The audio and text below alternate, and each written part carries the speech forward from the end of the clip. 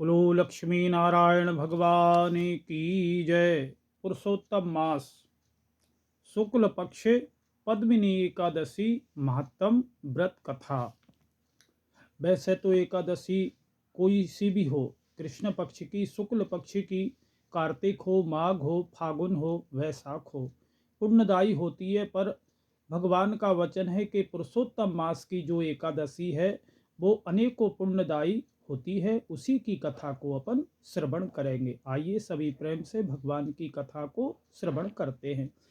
एक दिन युधिष्ठिर ने भगवान श्री कृष्ण से कहा कि प्रभु, अब आप मुझे अधिक मास के शुक्ल पक्ष की एकादशी का नाम तथा उसकी कथा क्या विधि है, ये सब आप विस्तार पूर्वक आप मुझे सुनाइए।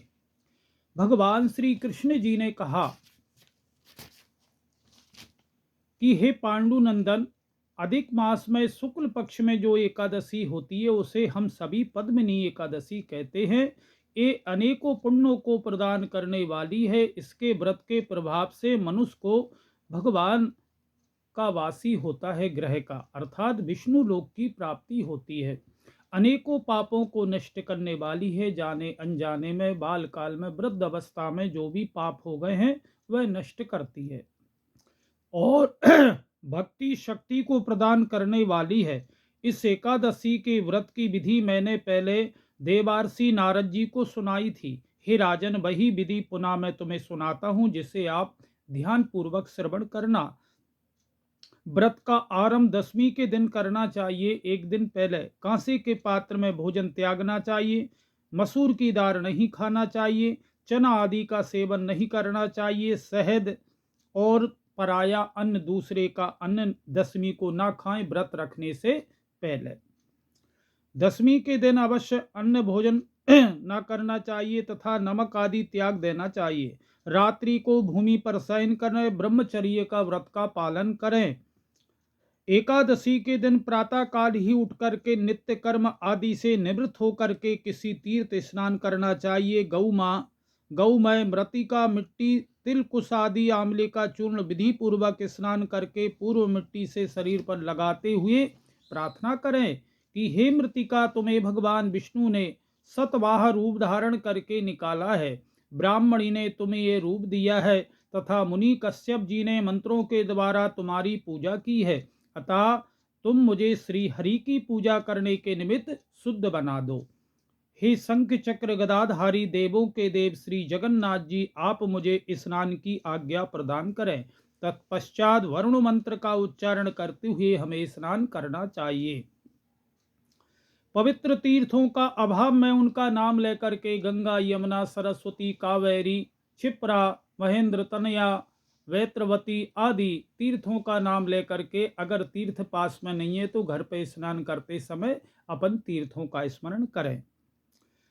स्नान करने के उपरांत श्वेत वस्त्र धारण करके संध्या तर्पण आदि सहित श्री कृष्ण की प्रतिमा या महादेव, भगवान गौरी शंकर की प्रतिमा जी बना करके पूजन करें।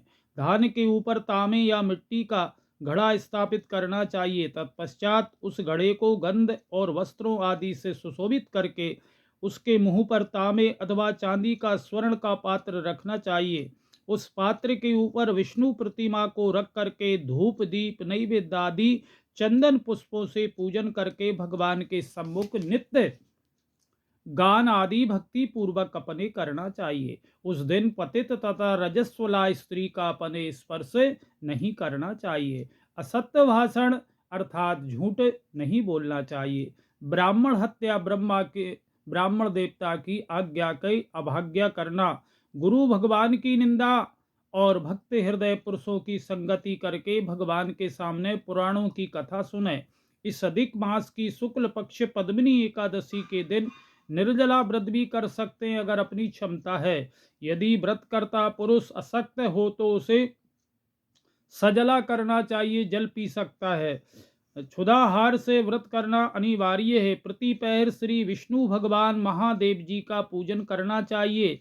पहले पहर में पूजा करने में नारियल होना चाहिए, दूसरे पहर में बिल्व पत्र और तीसरे पहर में सीताफल और चौथे पहर में नारंगी या सुपारी अर्पण करना चाहिए। इससे पहले पहर में अग्नि का होम, दूसरे पहर में वाजपेयी यज्ञ का, तीसरे में अश्वमेध यज्ञ का और चौथे पहर में राजसू यज्ञ का फल हमें प्राप्त होता है। इसके फल के समान संसार में ना कोई यज्ञ है, ना तप है, ना दान है। इसके करने से समस्त तीर्थों और यज्ञों का फल सहजता से प्राप्त होता है। इस प्रकार रात्रि में सूर्योदय होने तक जागरण करना चाहिए। फिर स्नान करके ब्राह्मण देवताओं को भोजन आदि कराना चाहिए। समस्त पदार्थ सहित भगवान की प्रतिमा को ब्राह्मणों को दान देना चाहिए। जो मानव इस प्रकार विधि पूर्वक इस व्रत को करके भगवान की पूजा करते हैं, उनका जन्म सफल हो जाता है। हे दुष्टर, अब मैं इस एकादशी के व्रत की कथा कहता हूँ, ये तुम ध्यान पूर्वक सुनो। एक समय की बात है, एक बार रावण को विजय के समय कीर्तिवीर्य ने पकड़ करके अपने कारागार में बंद कर दिया। तब मुनि पुलस्त जी ने कीर्तिवीर्य से विनय करके रावण को मुक्ति दिलाई। यह बात सुनकर के नारद जी ने आश्चर्य प्रकट करते हुए पुलस्त मुनि से पूछा, हे मुनि, रावण जैसे महान बलशाली जिसने समस्त देवताओं को परास्त करके बंदी बनाया, ये सब कथा विस्तार पूर्वक कहिए। मुनि पुलस्त जी बोले, हे नारद, प्रथम मैं आपको कीर्ति वीर्य की उत्पत्ति की कथा सुनाता हूँ। त्रेता युग में उपकीर्ति वीर्य नाम का राजा महिष्मती नगरी में राज करता था। उस राजा की 100 रानियां थी, परंतु उनमें से किसी भी ऐसा पुत्र न हुआ जो कि राजा के राज का भार संभालने में समर्थ होता। इस कारण राजा ने अनेकों विद्वान ब्राह्मणों को बुला करके पुत्र प्राप्ति हेतु अनेक पुत्रेष्टि यज्ञ कराए, किंतु फिर भी राजा को कोई पुत्र न हो सका, जिसके कारण अंत दुखी होकर के तपस्या करने को एक वन में चले गए।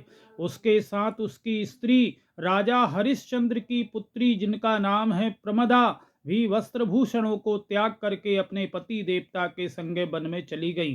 राजा रानी दोनों ने लगातार 10,000 वर्ष तक तपस्या की, परंतु कोई सिद्धि लाभ नहीं हुआ।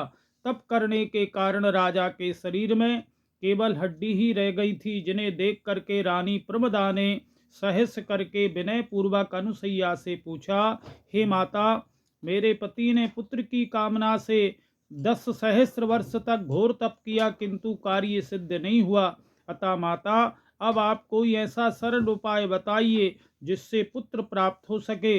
अनुसैया बोली, हे रानी, अधिक मास में पद्मिनी नाम की एकादशी और कृष्ण पक्ष में आने वाली प्रमदा नाम की एकादशी का व्रत तथा जागरण करने से भगवान विष्णु की कृपा से तुम्हें अवश्य पुत्र रत्न की प्राप्ति होगी। इस प्रकार अनुसैया ने प्रमदा रानी को इसके व्रत का जागरण का समस्त विधान बता दिया। यह सब जान करके रानी प्रमदा ने इस एकादशी का व्रत तथा जागरण विधि पूर्वक किया, जिसके प्रभाव से विष्णु उस पर अंतत प्रसन्न हुए। उससे वरदान मांगने को कहा। रानी ने स्तुति करने के पश्चात विष्णु जी से कहा कि आप वरदान मेरे पति को दीजिए। भगवान विष्णु ने कहा कि हे प्रमदे, मुझे अधिक मास अति प्रिय है, इसमें आने वाली एकादशी और अधिक प्रिय है। तुमने उसका व्रत किया, इसीलिए मैं तुमसे अंतत प्रसन्न हूँ। तत्पश्चात श्री विष्णु भगवान ने राजा से कहा कि उपकीर्ति वीर्य, तुम मुझसे वर मांगो, क्योंकि तुम्हारी पत्नी ने मुझे प्रसन्न किया है।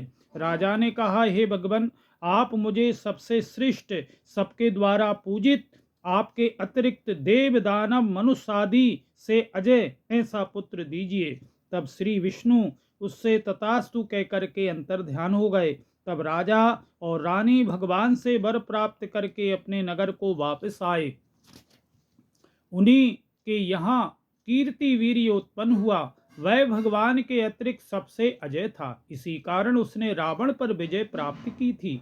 श्री कृष्ण जी बोले, हे धर्मराज, जो मनुष्य इस पुरुषोत्तम मास शुक्ल पक्ष की पद्मिनी एकादशी का व्रत तथा जागरण नियम विधि पूर्वक करते हैं, वे तथा इसके श्रोता सीधे स्वर्ग की प्राप्ति करते हैं। जिस महीने में यह एकादशी आए, उसी महीने के अनुसार सागर लेना चाहिए।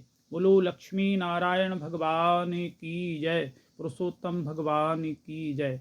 आपको हमारा चैनल अच्छा लगता है तो चैनल को सब्सक्राइब करें और अपने प्रियजनों को शेयर करें। जय श्री राधे।